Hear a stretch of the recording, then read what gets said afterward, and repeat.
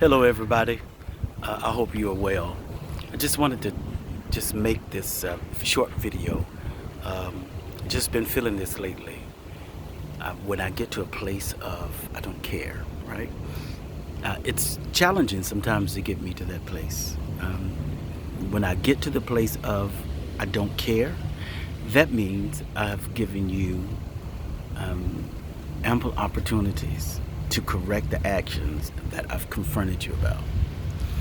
If I tell you that something hurts me, or you tell someone that what they're doing is hurting you and they refuse to change, that means they don't care. And it doesn't bother them that they're hurting you. And then that's when you have to remove yourself from that place or space or out of their lives, right? So I was just thinking I've gotten to a place with a certain situation where I do not care anymore. And when I get to that place, and I don't know if it's good or bad, when I get to that place of I don't care, it is not because I've not given you the chance to do the right thing. It's because I have run out of patience. I'm tired of repeating myself, and I'm tired of telling you what bothers me and you refuse to change it. And so once I get to the place of I don't care anymore, that means you've run out of chances to get it right because you've had many chances. And I would say to anyone that when someone is doing something to hurt you or disappoint you, a lot of our disappointment comes from we think people should do better, or we think that they are better than what they're showing us, or we have high expectations of them. And so we become very disappointed because of our own expectations. But when you've given a person the opportunity to know how you feel or how they make you feel by certain actions, and they refuse to correct it, look at that. Isn't that nice in that background? I love these yachts.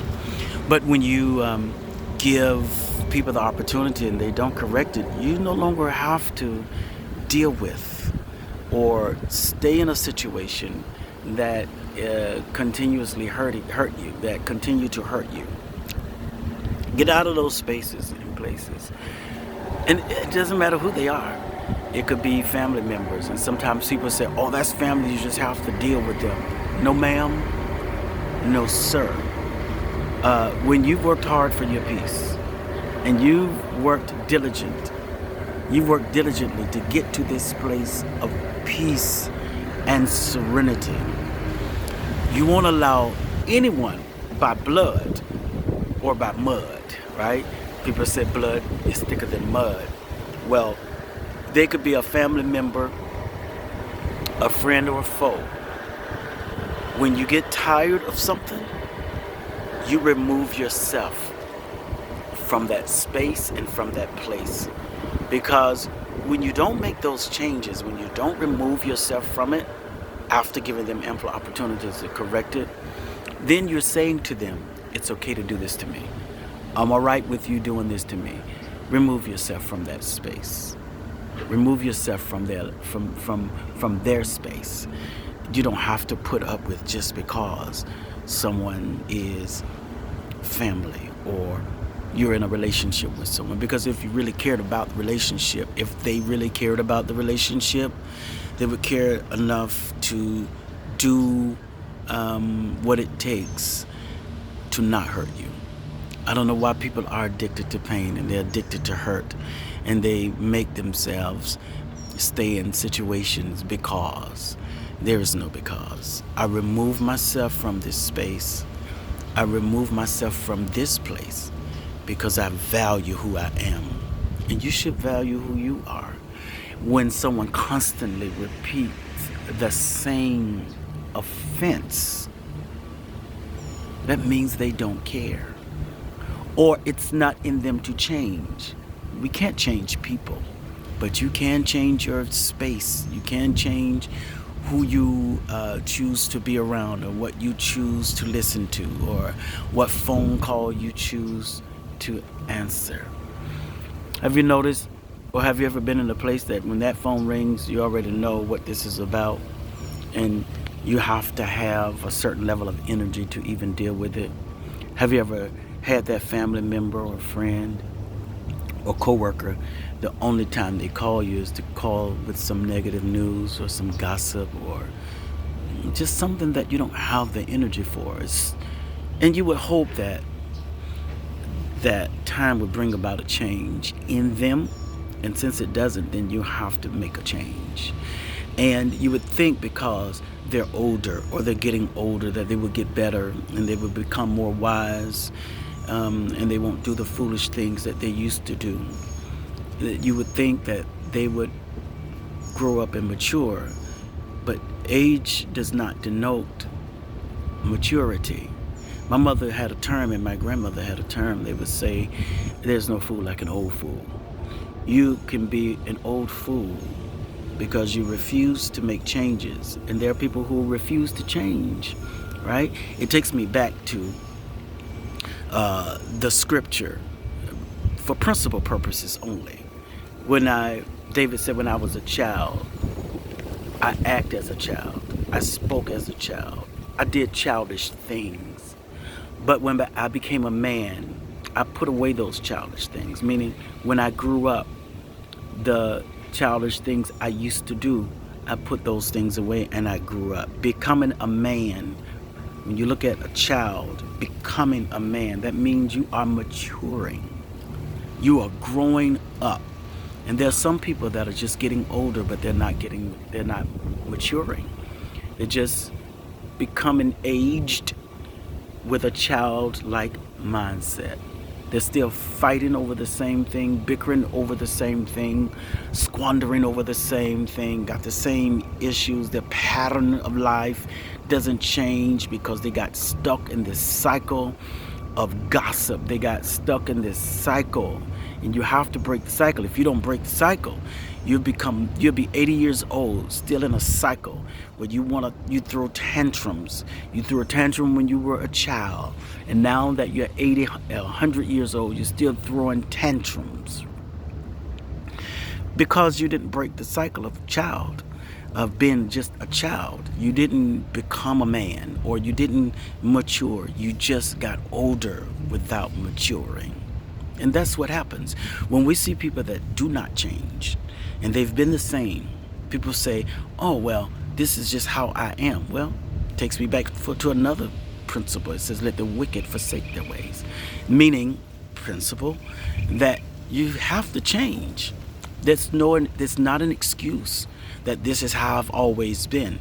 Well, that's really frightening, that you didn't change, or you didn't look from a different perspective. You didn't want to change or mature. You enjoy being in a childlike state of mind and refuse to change. So when I see people still doing the same thing that they've always done, it just says to me that they didn't grow and they're not growing. When I see people still, trying to manipulate and control other people's thoughts and relationships, it's because they didn't change and they didn't mature. They thought that they could control other people, but they can't even control themselves. And they try to change people, but they can't change themselves. And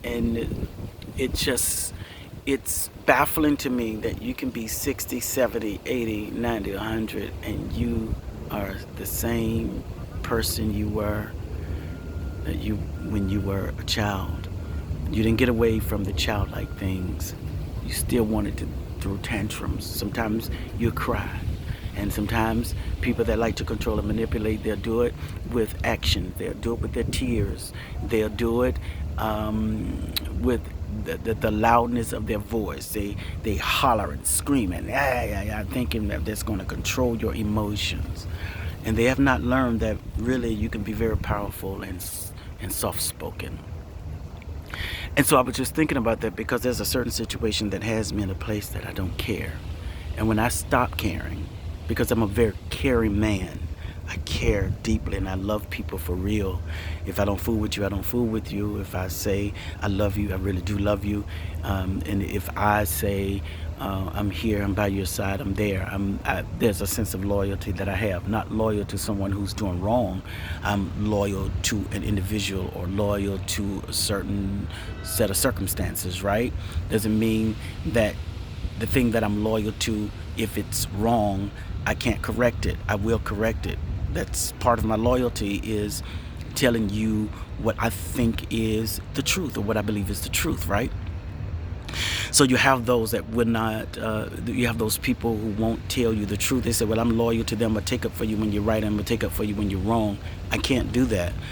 Now, publicly, I won't bash you, but privately, I can't take up for you. I have to pull you to the side and say, hey, listen, you may want to work on that. So we have people and places in our spaces that won't tell us the truth.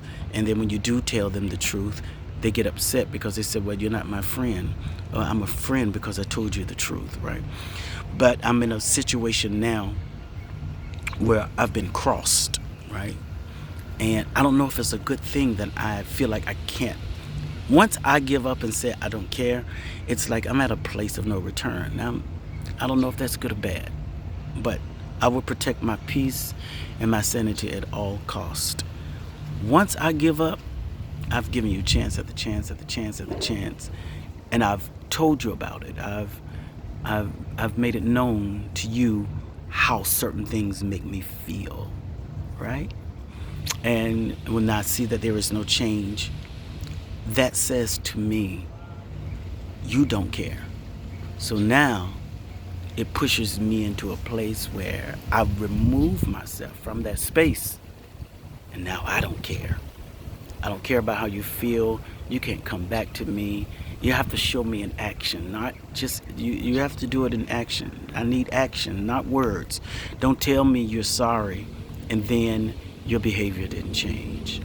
Don't tell me I apologize and you still you continue to do the same thing over and over to become, you're injurious to a relationship.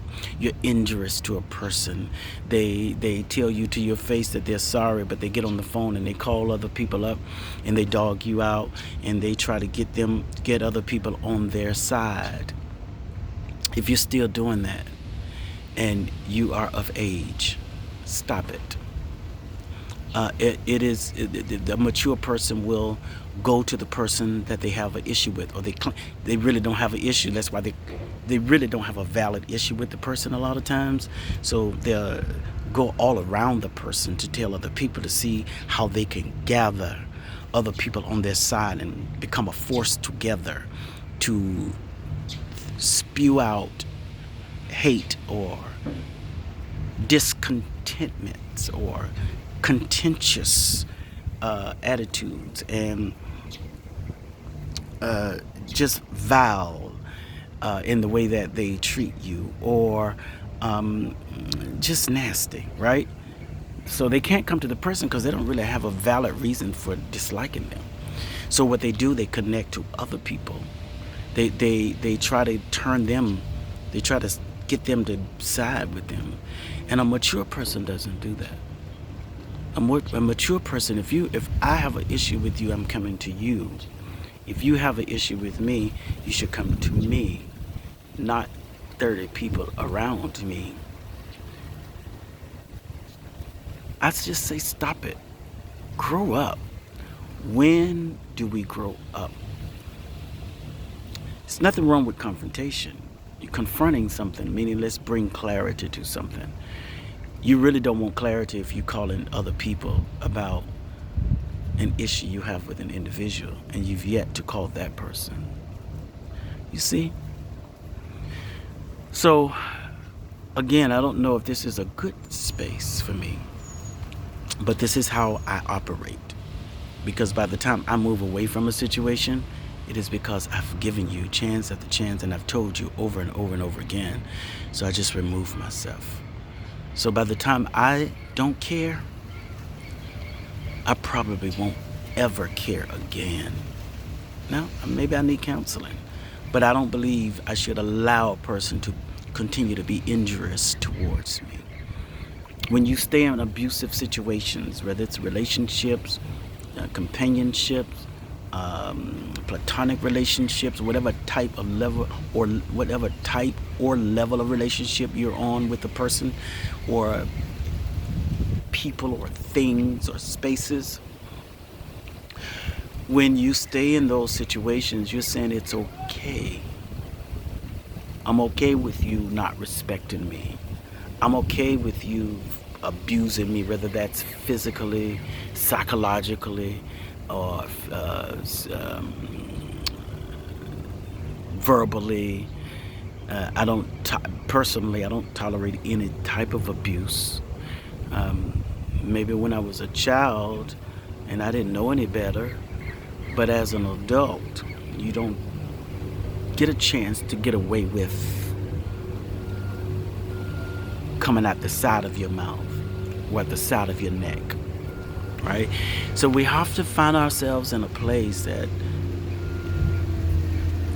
you value you and you respect you, and don't allow someone to do something to you that you would do to yourself. So when you disrespect yourself, when you don't follow through in your own life with your plans for yourself, you're telling other people it's okay not to follow through with me because I don't follow through the things that I say I'm going to do. Not that you don't fall off.